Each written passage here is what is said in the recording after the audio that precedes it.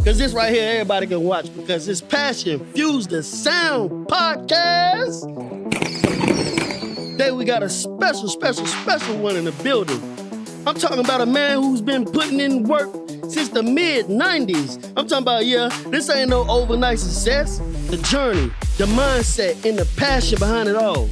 Y'all help me welcome to the show, Mathew Forney, baby. Mathew Forney. Come in here, man. Come in here, man.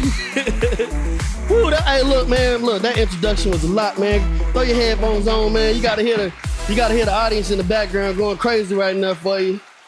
They going crazy for you right now. You know what I'm talking about? You're too kind. Thank you. Too kind. Hey, look. Passion Fuse the Sound Studio is honored, very honored to have you in the booth, to have you in the studio. We about to have a little jam session back and forth. And I just want to start out with this right here, man. You've been in the music game since 1990 or the 90s. What's keeping you consistent all these years when a lot of people fall off? Oh, man, that's a great question, man. Man, honestly, like, I would not even consider myself necessarily consistent with making music. I think the thing that keeps you consistent is in a way, you have to step back from the music, live life, then step back to it. Actually, it comes back to you when I guess you lived enough life to maybe, go to another level or at least some other sound. But I think my main thing is that I believe music is a healing. I believe music is, of course, universal. And it's just something that's been in our family, man. We all are musicians, so it's kind of like you don't have a choice. Yeah. Speaking of family, man, family is everything. Right. You know what I mean? I feel like without family, you don't have that passion anyway. It's like you got to get it from somewhere. And 9 times out of 10, people get it from either pain, success, or passion. Right. And but your balance and leadership role at Duke Energy, while still chasing creative passions, how do you manage both worlds without losing yourself?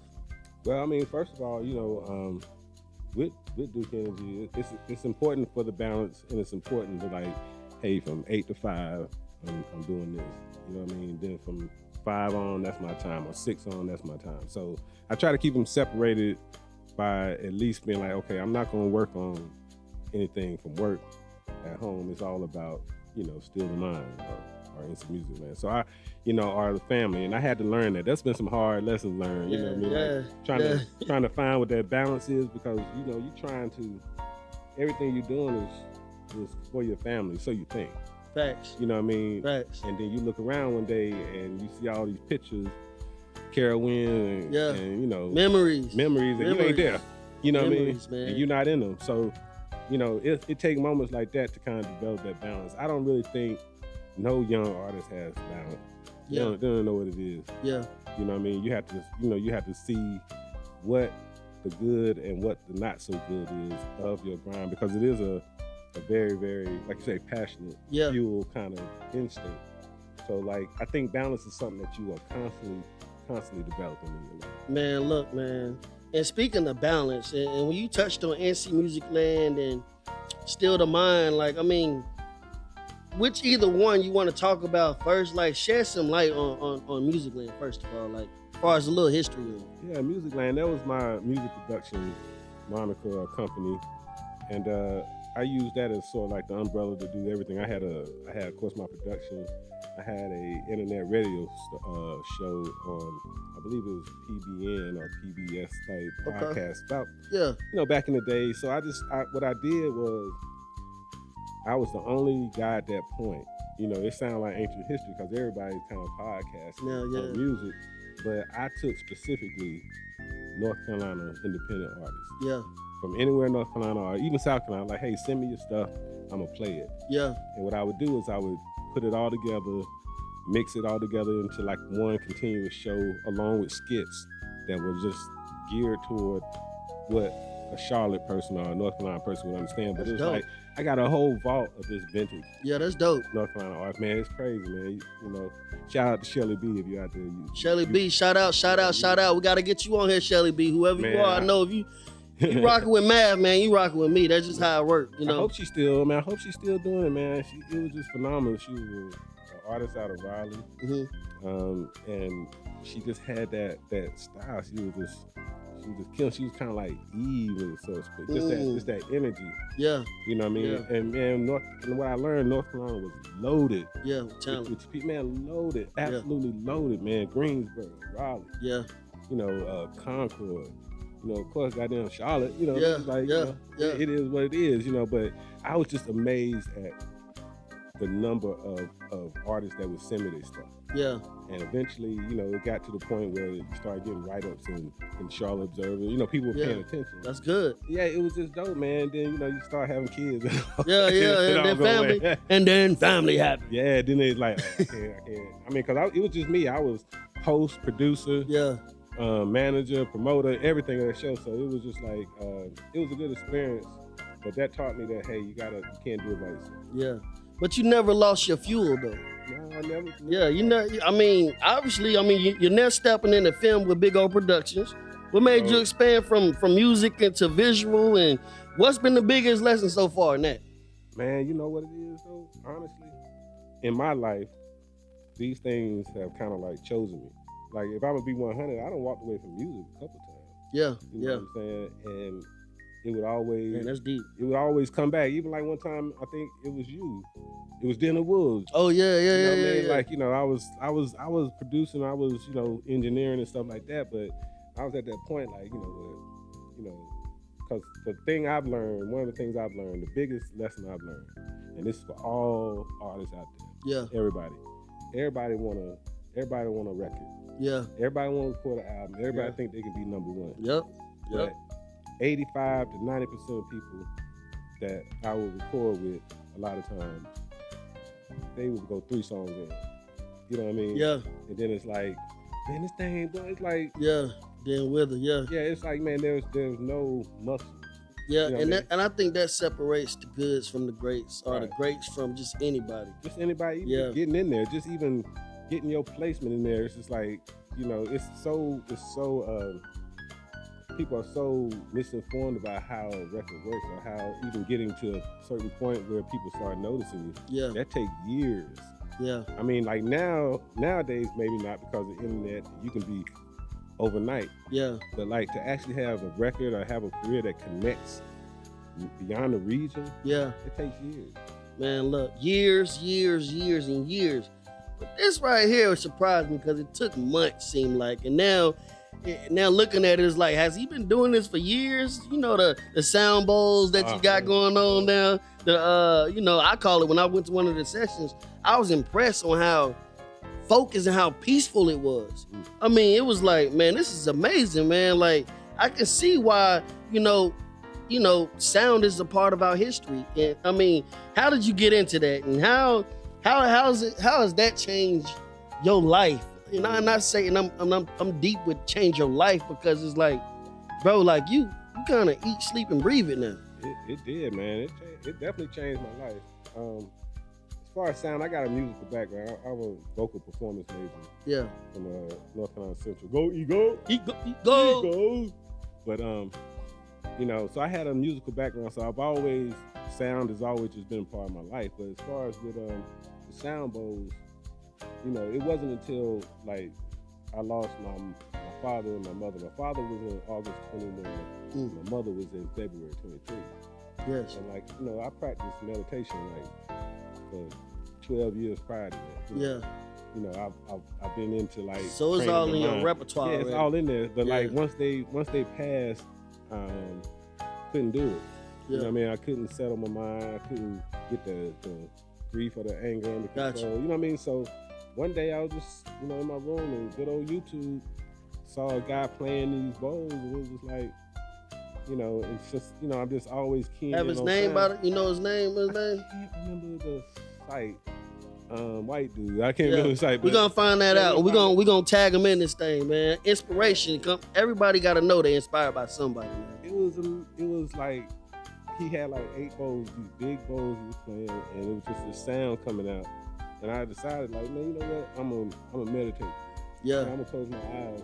And I had an experience that I really hadn't had in a long time, or I could remember once I combined the sound with the practice of stillness or meditation. It was just like you know, like you ever had a moment where something happens and all of a sudden it just kind of starts taking over. Like it didn't Yeah. take over my life that day, Yeah. but from that moment on, I was like, hey, where can I find these bows? You fell in love with Yeah, it. where can I, you Yeah. know, it was almost like I was given a vision. Yeah. You know what I mean? And I was like, I can do this. It was mainly at first for healing myself because Yeah. what I found is that the sound, because we 70-80% water, Yeah. we're all vibration, and these bows have a way of vibrating or at least penetrating beyond just hearing. Like you ain't just hearing with your ears. Yeah. You hearing with your body. I felt my body hearing it. You know what I mean? Yeah. So I was just like, so the next couple years, I just started building a collection and just playing.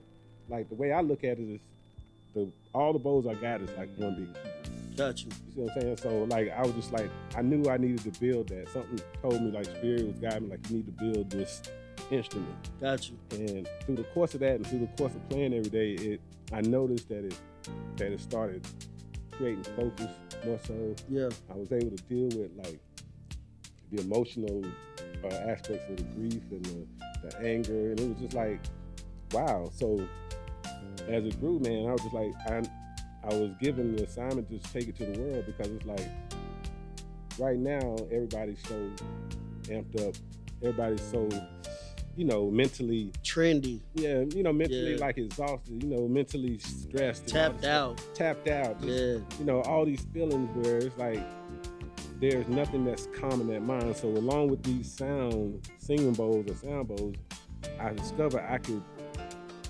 ease my mind. I could take away physical as well as emotional pain. Or not me. Let me take that back. It's not me. It's what's coming through the frequencies. It took away physical pain. Yeah. And so I noticed that work. I was like, man, you know what?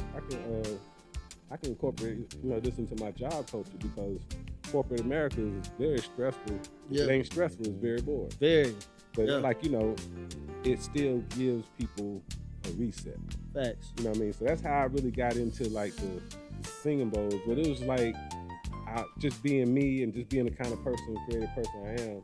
I was like, man, how can I combine this into my production? Man, this is beautiful. How can I combine it with technology? You know what I mean? So that's where that came from. Man, look, man.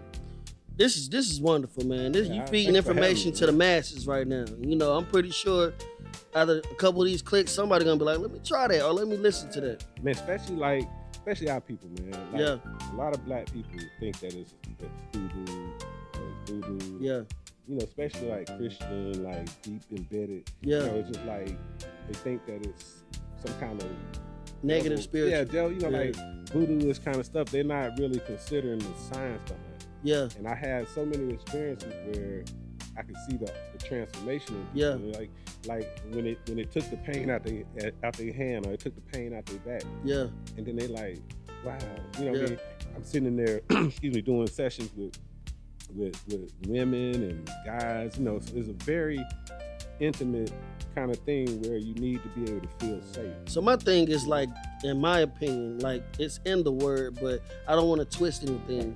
But God gave us the ability to heal. Right. You know what I mean? So how that looks, I don't know. Nobody saw Jesus walking on the water. Nobody saw, you know, but you know what I mean? That's we know the first word in the Bible, though. It's the first line in the Bible. Like, what did God used to create the world? Word. Yeah. Sound. Yeah. Vibration. Yeah. It's like the very, very fundamental of anything spiritual or even religious. You can't do anything without sound. Man, look. For the people listening who have multiple gifts like yourself, but feel stuck, what advice would you give them about walking through their purpose? Oh, man. First of all, whatever it is, like if you feel stuck or if you don't know what to do or you're frustrated, I tell people all the time, sit still. Don't do nothing. Yeah. Sit still. Develop a practice or develop a time a day or some kind of modality. I mean, it's like, it ain't just like meditation. It could be walking. It could be running. Yeah. It could be exercise. Whatever it is that addresses that need to take those thoughts out of your perspective in a way that you identify with them, where you can just kind of step back. Yeah. So I would say to anybody, figure out your stillness practice. Figure out your meditation. It ain't got to be sitting still and closing eyes and all. It could be, you know, playing basketball. Yeah. You know what I mean? If you do prayer it, life, yeah, prayer life, sports, music. music, Yeah. anything, dancing. You know what I mean? Anything, even talking to people. It's just all about your intention. Man, if I gotta tell you, man, it's been a pleasure, man. Look, life is good, life is great, but without passion, I don't know what you got, man. Hey, we gonna check y'all out, man. Like and subscribe.